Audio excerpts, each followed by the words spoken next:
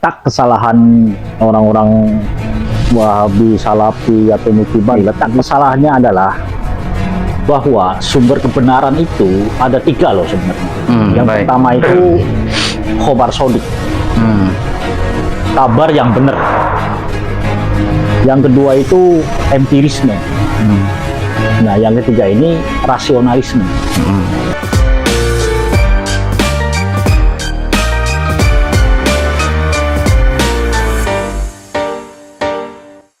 Assalamualaikum warahmatullahi wabarakatuh. Salam akal sehat.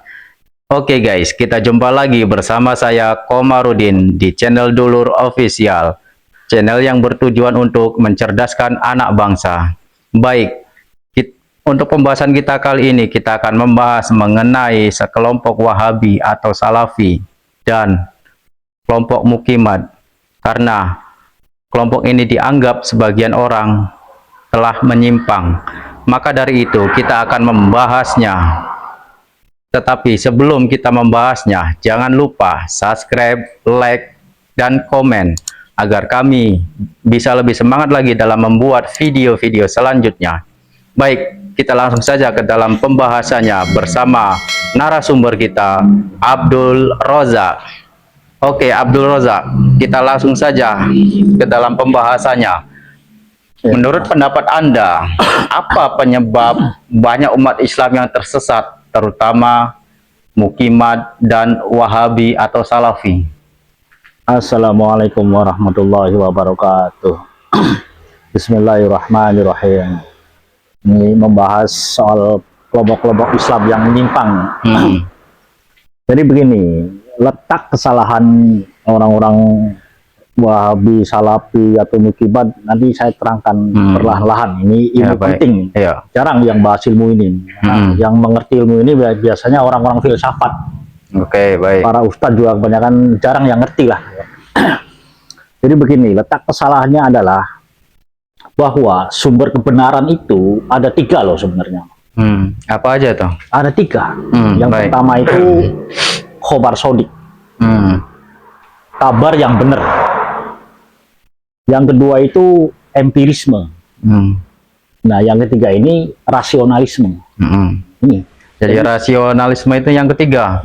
Jadi seluruh kebenaran itu pasti akan bermuara pada tiga titik ini. Oke, baik. Siapa saja, baik kebenaran dari Barat, dari orang Yahudi, dari manapun, dari Islam. Dari mana sumbernya pun. Bersumbernya dari tiga unsur ini. Oke, baik. Nah, sekarang saya terangkan satu persatu kan. Yang pertama itu khobar sodik. Apa itu khobar sodik? Khobar sodik itu adalah kabar yang benar. Kabar yang benar itu dibagi jadi dua lagi. Yang pertama itu bersifat wahyu, seperti Al-Quran kan. Pemberian. Langsung dari Allah, diturunkan lewat malaikat Jibril kan, Nabi Muhammad.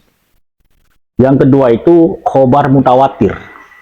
Apa tuh? Mutawatir itu diketahui oleh banyak orang. Oh, oke. Masyhur itu diketahui banyak orang. Nah, ini sumber kebenaran, dua ini. Nah, kenapa orang-orang Salafi bisa menyimpang? Karena bagi mereka itu kebenaran dibatasi. Di situ letak salahnya itu. Dibatasi hanya sekedar dalil. Al-Quran sunnah, Al-Quran sunnah. Jadi tolak ukurnya dalil. Dalil. Mereka anggap seperti itu. Nah, padahal sumber kebenaran itu bukan hanya khobar sodik loh, bukan hanya dalil loh. Ada lagi dua lagi nih. Yang satunya ini namanya empirisme. Apa itu empirisme? Empirisme itu sesuatu yang bersifat pengalaman. Ya, baik. Pengalaman atau yang sesuatu yang bersifat indrawi, bisa dilihat oleh indra. Misalnya kita melihat itu kan sebuah kebenaran kan. Contoh misalnya Mas Komar misalnya. Dulu pernah jatuh naik motor kan, kakinya berdarah. Terus cerita sama saya kan, waduh rasanya sakit. Ada pasir yang masuk ke darah ini, ke daging ini, dibersihkan sakitnya minta ampun. Nah, cerita itu kan kebenaran kan? Baik. Bersumber dari empirisme, dari pengalaman. Empirisme ini pertama pengalaman, yang kedua ini riset. Riset kan pengalaman lagi kan? Baik. Para dokter medis itu kan riset semua kan? Orang fisika, saintis, itu riset. Jadi kebenaran yang empirisme ini sumber kebenaran lagi. Jadi kalau ini ditolak bisa sesat loh. orang. Nah, kelompok Salafi ini menolak empirisme ini. Padahal ini sumber kebenaran, riset penelitian ini sumber kebenaran. Yang ketiga, rasionalisme. Banyak orang-orang Salafi menolak rasionalisme. Padahal ini sumber kebenaran lagi. Oke. Apa itu alasannya tuh mereka menolak? Saya terangkan. Oke, baik. Apa itu rasionalisme? Rasionalisme itu adalah sesuatu yang masuk akal. Oke. Akal manusia ya. Saya kasih contoh nih. Meja ini misalnya. Ya. Mungkin tidak meja ini menciptakan dirinya sendiri? Tidak mungkin. Tidak Sudah mungkin, pasti kan? Ada yang membuat. Pasti ada yang membuat. Itulah rasional. Andai kata ada orang cerita sama Mas Komar, Mar, meja ini menciptakan dirinya sendiri atau mengadakan dirinya sendiri. Ya kita anggap bagi orang gila kalau seperti itu. Iya kan? Itulah rasionalisme yang masuk akal, itu sumber kebenaran. HP misalnya, ini ada orang ngomong HP ini menciptakan dirinya sendiri misalnya kan? Pasti kan nggak percaya kan? Iya, mustahil. Mustahil, pasti ada yang bikin. Pasti. Walaupun kita nggak tahu yang bikin itu siapa. Iya, tapi udah diyakinkan bahwa, dipastikan bahwa ini ada yang bikin. Itulah rasionalisme. Contoh kedua misalnya, ada sapi sama sapi kawin. Terus cerita sama Mas Komar, nih saya melihara sapi sama sapi kawin, terus hamil, begitu melahirkan anaknya kambing misalnya. Kira-kira percaya nggak cerita itu? Nggak percaya kan? Nggak bakal percaya. Karena apa? Karena nggak rasional. Nggak rasionalisme. Nah, itulah rasionalisme, itu sumber kebenaran. Orang-orang Barat ini, kalau kamu ingin tahu nih, seperti orang-orang saintis, orang-orang komunis itu kan, itu segala sesuatu harus diteliti, baru percaya, baru disebut kebenaran. Tidak langsung menilai. Nah, dianggapnya kebenaran. Jadi kebenaran itu harus sesuatu yang bersifat empirisme, berdasarkan pengalaman. Itulah makanya guru Gembul ingin debat itu soal ilmiah. Ilmiahnya hanya empirisme. Makanya habaib itu harus ada kitab sejaman. Kan begitu kan, Ba'alawi itu harus ada kitab sejaman. Kalau nggak ada, ditolak. Itu kan harus ada penelitian kan. Dia menolak Khobar Sodik. Tuh, salahnya itu. Khobar Sodik ditolak. Khobar Sodik itu sumber kebenaran loh. Saya kasih contoh misalnya. Mas Komar misalnya, lagi duduk di sini misalnya kan. Datang adik Mas Komar, ngomong sama Mas Komar, itu rumah Mas Komar kebakaran di sana. Percaya enggak pertama? Percaya. Pertama ragu dulu kan, bener enggak kamu cerita kebakaran? Bener. Datang lagi kawan Mas Komar, itu rumah Mas Komar kebakaran. Datang lagi adik Mas Komar, datang lagi tetangganya, ngomong semua. Percaya enggak kira-kira?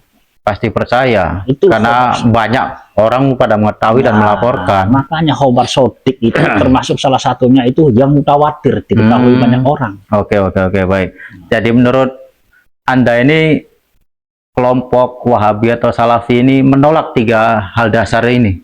Wahabi hanya percaya pada Khobar Sodik, pada wahyu, pada Quran, hadis Quran, sudah cuma itu. Jadi yang duanya mereka tolak, menolak.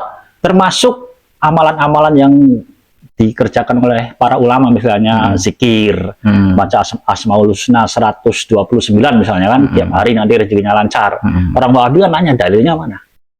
Baca sholawat Naria misalnya kan, 11 kali habis sholat, ada lagi yang 4444 kan, biar rezekinya lancar. Sama Ustadz Wahabi dalilnya mana? Udah dalil terus, dia menolak empirisme. Ini loh. Padahal ulama itu menyuruh begitu berdasarkan pengalaman. Pengalaman itu kebenaran. Mungkin ulamanya pernah mempraktekkan kan? Zikir ini, oh ternyata rezekinya lancar. Itu empirisme. Kalau menurut pendapat Anda, kelompok Wahabi atau Salafi ini menolak 2 hal dasar ini. Pertanyaannya, bagaimana cara menyadarkan mereka? Nah, cara menyadarkan orang yang menolak empirisme sama rasionalisme itu adalah pertama diajak dialog ini. Baik. Karena mereka itu termasuk orang yang konservatif. Konservatif itu artinya kolot lah, sempit pikirannya itu, nggak mau terbuka berpikir tuh.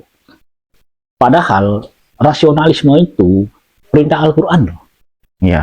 Banyak ayat yang Al-Quran menyuruh kita berpikir. Puluhan ayat, bahkan di surat Yunus ayat 100 itu Allah mengatakan bahwa Allah akan menimpakan kemurkaan kepada orang-orang yang tidak mau berpikir. Ya karena memang manusia diciptakan, diberi pikiran itu kan fungsinya supaya mereka bisa berpikir. Nah, sekarang Quran menyuruh kita berpikir kan. Nah, pertanyaan dasarnya adalah bagaimana cara berpikir yang baik dan benar. Kan begitu kan? Iya. Apakah di Quran ada keterangan? Apakah ulama menerangkan cara berpikir itu begini loh? Nggak ada. Nah, kan? jadi menurut Anda gimana cara berpikir yang baik dan benar? Makanya yang rasional, yang masuk akal. Oh, balik lagi yang rasional. Makanya rasional itu termasuk sumber kebenaran. Oke. Seluruh kebenaran itu pasti bersumber pada 3 unsur ini. Khabar sodik, rasionalisme, empirisme. Tuh. Ini sumber kebenaran.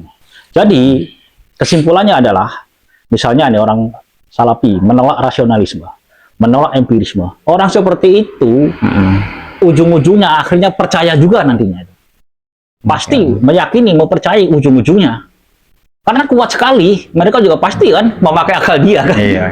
Pasti. Jadi orang yang menolak rasionalisme itu akhir-akhirnya mereka akan dipaksa oleh diri mereka sendiri untuk meyakini, bayangkan. Saking kuatnya argumentasi. Iya. Oke, baik. Jadi pertanyaan selanjutnya, menurut Anda, apakah mereka fanatik pada ulama mereka sendiri? Ya, ini soal fanatik ya. Orang fanatik itu kan secara definisi itu orang yang kuat memegang keyakinan, kuat itu secara definisi. Memang mereka itu orang-orang yang fanatik. Mereka orang fanatik itu susah untuk melihat kebenaran, susah sekali. Pokoknya orang fanatik itu yang benar adalah diri saya sendiri, kelompok saya, ustadz saya, yang lainnya sesat udah. Otaknya nggak mau mikir. Jadi menurut Anda mereka yang fanatik ini tidak mau menerima kebenaran dari orang lain? Bukan tidak mau, susah karena dia menutup diri. Karena mereka merasa benar. Nah itulah orang-orang fanatik itu berbahaya. Yang bagus itu kan independen. Itu kalau ingin mencari kebenaran dengan mudah harus independen, jangan fanatik. Seakan-akan hanya kami yang benar. Kami yang benar. Loh, orang Salafi jumlahnya berapa persen ya Pak? Umat Islam sedikit. Sedangkan surganya luas. Masa nggak mungkin hanya mereka sendiri yang masuk surga kan? Logikanya begitu kan? Tuh, begitu. Bahkan ustadz Salafi itu dalam ceramah mereka di media-media kan, bahwa akal itu harus tunduk sama dalil. Loh, itu pernyataan yang keliru. Yang benar itu adalah akal yang cerdas memahami dalil, harusnya itu. Bagaimana mungkin akal harus tunduk sama dalil coba? Akal dengan dalil ini dua unsur kebenaran yang tidak boleh, ibaratnya saling menjatuhkan, saling serang, tidak boleh. Fungsinya ini saling melengkapi. Dua unsur dalil dengan akal saling melengkapi, saling membutuhkan. Bahkan Ibnu Rus itu pernah bilang bahwa dalil dengan akal itu adalah saudara sepersusuan. Tidak boleh yang satu harus tunduk. Kalau akal kita harus tunduk sama dalil, bagaimana coba memahami dalilnya? Kita baca Quran aja harus pakai akal. Kalau nggak pakai akal, nggak mungkin bisa baca. Apalagi memahaminya. Jadi yang harus tunduk sama dalil itu bukan akal, tapi hawa nafsu harusnya. Jadi banyak sekali penyimpangan pikiran. Cuman karena pengikutnya orang-orang awam kan, nggak ngerti. Mereka ngomongnya masuk akal semua. Coba diskusinya dengan saya ini, bisa pelang-pelong tuh ustadznya itu. Saya jamin pelang-pelong. Oke.